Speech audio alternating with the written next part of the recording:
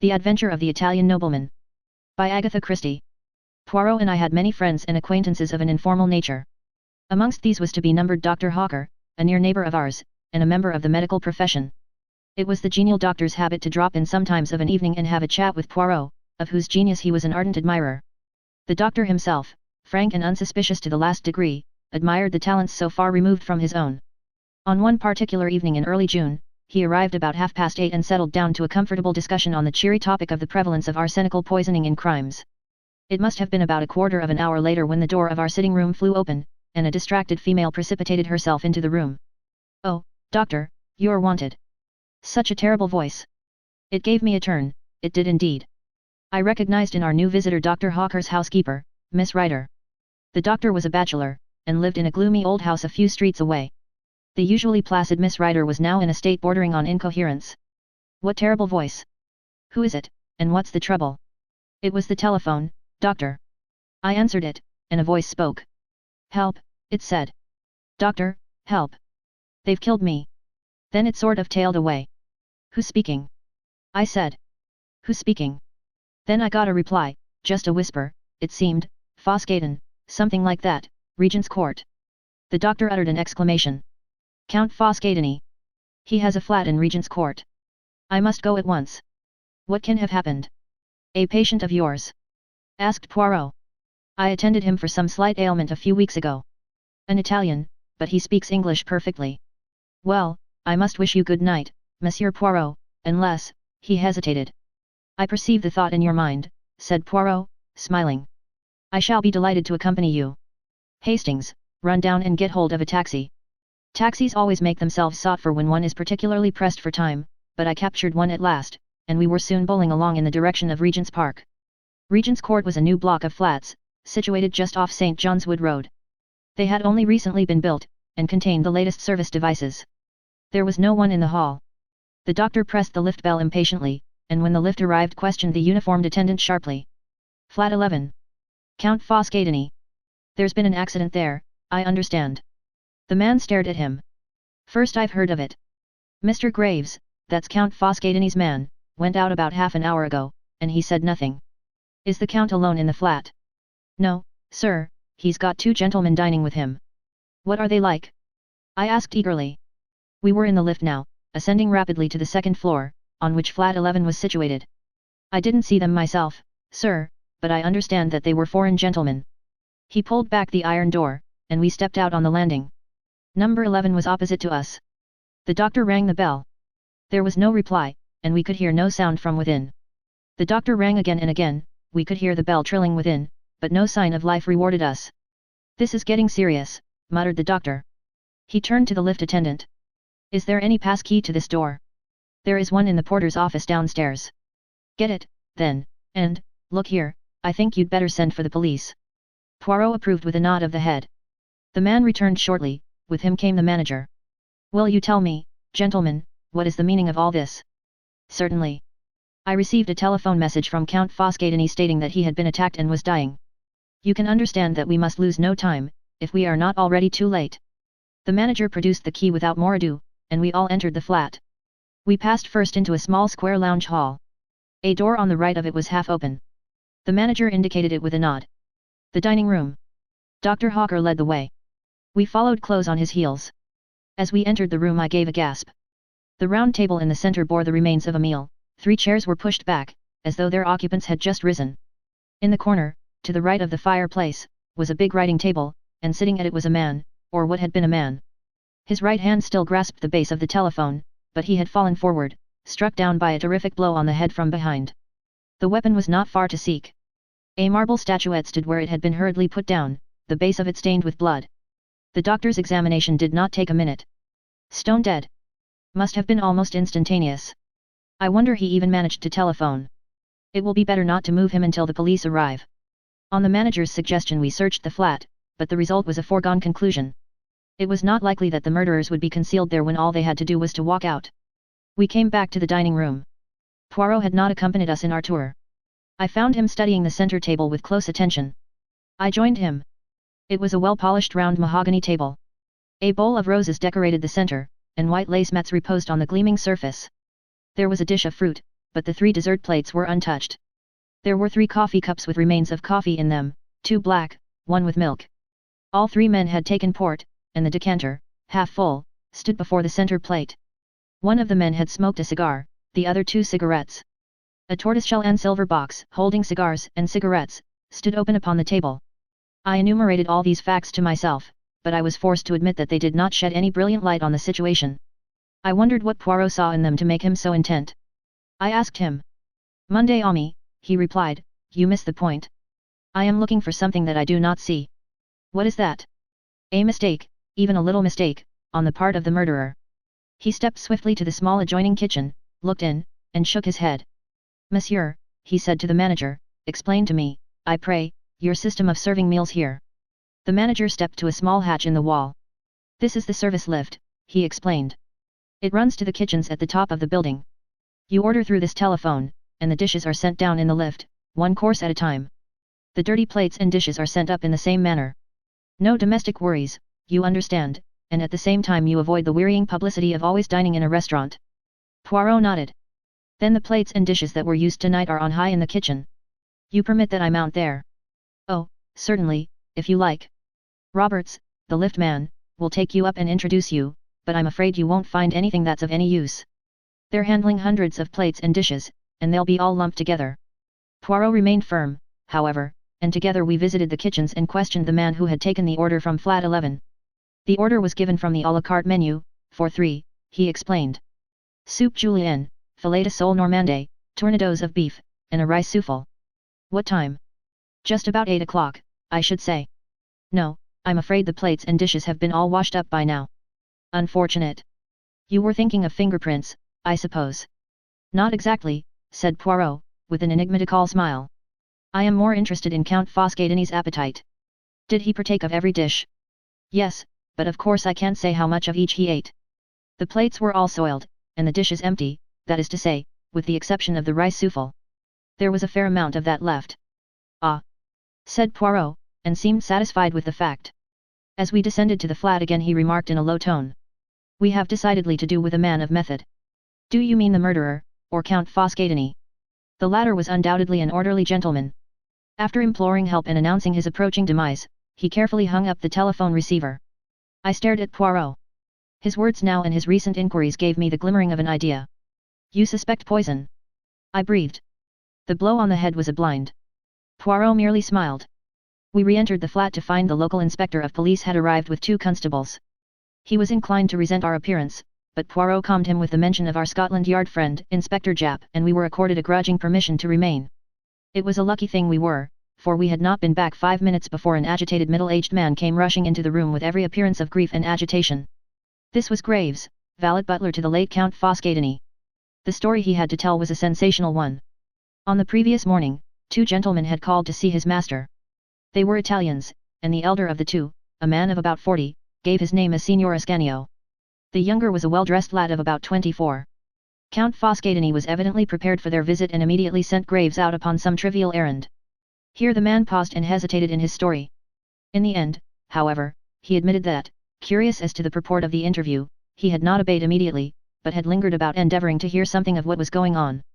The conversation was carried on in so low a tone that he was not as successful as he had hoped, but he gathered enough to make it clear that some kind of monetary proposition was being discussed, and that the basis of it was a threat. The discussion was anything but amicable. In the end, Count Foscadini raised his voice slightly, and the listener heard these words clearly. "I have no time to argue further now, gentlemen. If you will dine with me tomorrow night at 8 o'clock, we will resume the discussion." Afraid of being discovered listening, Graves had then hurried out to do his master's errand. This evening the 2 men had arrived punctually at 8. During dinner they had talked of indifferent matters, politics, the weather, and the theatrical world. When Graves had placed the port upon the table and brought in the coffee, his master told him that he might have the evening off. "Was that a usual proceeding of his when he had guests?" asked the inspector. "No, sir, it wasn't. That's what made me think it must be some business of a very unusual kind that he was going to discuss with these gentlemen." That finished Graves' story. He had gone out about 8:30, and, meeting a friend, had accompanied him to the Metropolitan Music Hall in Edgware Road. Nobody had seen the 2 men leave, but the time of the murder was fixed clearly enough at 8:47. A small clock on the writing table had been swept off by Foscadini's arm, and had stopped at that hour, which agreed with Miss Ryder's telephone summons. The police surgeon had made his examination of the body, and it was now lying on the couch. I saw the face for the first time, the olive complexion, the long nose, the luxuriant black mustache, and the full red lips drawn back from the dazzlingly white teeth. Not altogether a pleasant face. "Well," said the inspector, refastening his notebook. "The case seems clear enough. The only difficulty will be to lay our hands on this Signor Ascanio. I suppose his address is not in the dead man's pocketbook by any chance?" As Poirot had said, the late Foscadini was an orderly man. Neatly written in small, precise handwriting was the inscription, "Signor Paolo Ascanio, Grosvenor Hotel." The inspector busied himself with the telephone, then turned to us with a grin. "Just in time. Our fine gentleman was off to catch the boat train to the Continent. Well, gentlemen, that's about all we can do here. It's a bad business, but straightforward enough. One of these Italian vendetta things, as likely as not." Thus airily dismissed, we found our way downstairs. Dr. Hawker was full of excitement. "Like the beginning of a novel, eh? Real exciting stuff. Wouldn't believe it if you read about it." Poirot did not speak. He was very thoughtful. All the evening he had hardly opened his lips. "What says the master detective, eh?" asked Hawker, clapping him on the back. "Nothing to work your grey cells over this time." "You think not? What could there be?" "Well, for example, there is the window." "The window? But it was fastened. Nobody could have got out or in that way. I noticed it specially." "And why were you able to notice it?" The doctor looked puzzled. Poirot hastened to explain. "It is to the curtains I refer. They were not drawn. A little odd, that. And then there was the coffee. It was very black coffee." "Well, what of it?" "Very black," repeated Poirot. "In conjunction with that let us remember that very little of the rice souffle was eaten, and we get, what?" "Moonshine," laughed the doctor. "You're pulling my leg." "Never do I pull the leg. Hastings here knows that I am perfectly serious." "I don't know what you are getting at, all the same," I confessed. "You don't suspect the manservant, do you? He might have been in with the gang, and put some dope in the coffee. I suppose they'll test his alibi." "Without doubt, my friend, but it is the alibi of Signor Ascanio that interests me." "You think he has an alibi?" "That is just what worries me. I have no doubt that we shall soon be enlightened on that point." The Daily Newsmonger enabled us to become conversant with succeeding events. Signor Ascanio was arrested and charged with the murder of Count Foscadini. When arrested, he denied knowing the Count, and declared he had never been near Regent's Court either on the evening of the crime or on the previous morning. The younger man had disappeared entirely. Signor Ascanio had arrived alone at the Grosvenor Hotel from the Continent 2 days before the murder. All efforts to trace the second man failed. Ascanio, however, was not sent for trial. No less a personage than the Italian ambassador himself came forward and testified at the police court proceedings that Ascanio had been with him at the embassy from 8 till 9 that evening. The prisoner was discharged. Naturally, a lot of people thought that the crime was a political one, and was being deliberately hushed up. Poirot had taken a keen interest in all these points. Nevertheless, I was somewhat surprised when he suddenly informed me one morning that he was expecting a visitor at 11 o'clock, and that visitor was none other than Ascanio himself. "He wishes to consult you." "Do tout, Hastings." "I wish to consult him." "What about?" "The Regent's Court murder." "You are going to prove that he did it." "A man cannot be tried twice for murder, Hastings. Endeavour to have the common sense." "Ah, that is our friend's ring." A few minutes later Signor Ascanio was ushered in, a small, thin man with a secretive and furtive glance in his eyes. He remained standing, darting suspicious glances from one to the other of us. "Monsieur Poirot." My little friend tapped himself gently on the chest. "Be seated, Signor. You received my note. I am determined to get to the bottom of this mystery. In some small measure you can aid me. Let us commence. You, in company with a friend, visited the late Count Foscadini on the morning of Tuesday the 9th. The Italian made an angry gesture. "I did nothing of the sort.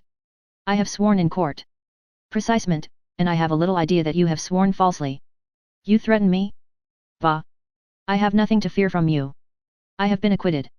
"Exactly, and as I am not an imbecile, it is not with the gallows I threaten you, but with publicity." "Publicity? I see that you do not like the word." "I had an idea that you would not.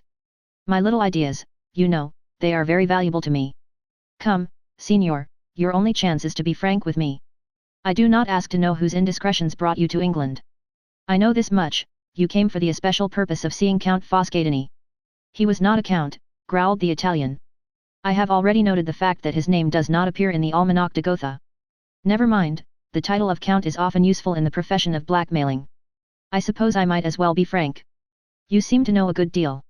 I have employed my grey cells to some advantage. Come, Signor Ascanio, you visited the dead man on the Tuesday morning, that is so, is it not? Yes, but I never went there on the following evening. There was no need. I will tell you all. Certain information concerning a man of great position in Italy had come into this scoundrel's possession. He demanded a big sum of money in return for the papers. I came over to England to arrange the matter. I called upon him by appointment that morning. One of the young secretaries of the embassy was with me. The Count was more reasonable than I had hoped, although even then the sum of money I paid him was a huge one. Pardon, how was it paid? In Italian notes of comparatively small denomination. I paid over the money then and there. He handed me the incriminating papers. I never saw him again. Why did you not say all this when you were arrested? In my delicate position I was forced to deny any association with the man. And how do you account for the events of the evening, then? I can only think that someone must have deliberately impersonated me. I understand that no money was found in the flat. Poirot looked at him and shook his head. Strange, he murmured. We all have the little grey cells. And so few of us know how to use them. Good morning, Signor Ascanio. I believe your story. It is very much as I had imagined. But I had to make sure. After bowing his guest out, Poirot returned to his armchair and smiled at me. Let us hear MLE Capitaine Hastings on the case. Well, I suppose Ascanio is right, somebody impersonated him. Never, never will you use the brains the good God has given you. Recall to yourself some words I uttered after leaving the flat that night. I referred to the window curtains not being drawn. We are in the month of June. It is still light at 8 o'clock. The light is failing by 1/2 past. Siez-vous dit quelque chose? I perceive a struggling impression that you will arrive some day. Now let us continue. The coffee was, as I said, very black. Count Foscadini's teeth were magnificently white. Coffee stains the teeth. We reason from that Count Foscadini did not drink any coffee. Yet there was coffee in all 3 cups. Why should anyone pretend Count Foscadini had drunk coffee when he had not done so? I shook my head, utterly bewildered. Come, I will help you. What evidence have we that Ascanio and his friend, or 2 men posing as them, ever came to the flat that night? Nobody saw them go in, nobody saw them go out. We have the evidence of 1 man and of a host of inanimate objects. You mean? I mean knives and forks and plates and empty dishes. Ah, but it was a clever idea. Graves is a thief and a scoundrel, but what a man of method. He overhears a portion of the conversation in the morning, enough to realize that Ascanio will be in awkward position to defend himself. The following evening, about 8 o'clock, he tells his master he is wanted at the telephone. Foscadini sits down, stretches out his hand to the telephone, and from behind Graves strikes him down with the marble figure. Then quickly to the service telephone, dinner for 3. It comes, he lays the table, dirties the plates, knives and forks, etc. But he has to get rid of the food too. Not only is he a man of brain, he has a resolute and capacious stomach. But after eating 3 tournedos, the rice souffle is too much for him. He even smokes a cigar and 2 cigarettes to carry out the illusion. Ah, but it was magnificently thorough. Then, having moved on the hands of the clock to 8.47, he smashes it and stops it. The one thing he does not do is to draw the curtains. But if there had been a real dinner party the curtains would have been drawn as soon as the light began to fail. Then he hurries out, mentioning the guests to the lift man in passing. He hurries to a telephone box, and as near as possible to 8.47 rings up the doctor with his master's dying cry. So successful is his idea that no one ever inquires if a call was put through from flat 11 at that time. Except Hercule Poirot, I suppose. I said sarcastically. Not even Hercule Poirot, said my friend, with a smile. I am about to inquire now. I had to prove my point to you first. But you will see, I shall be RGHT, and then Jap, to whom I have already given a hint, will be able to arrest the respectable Graves. I wonder how much of the money he has spent. Poirot was right. He always is, confound him.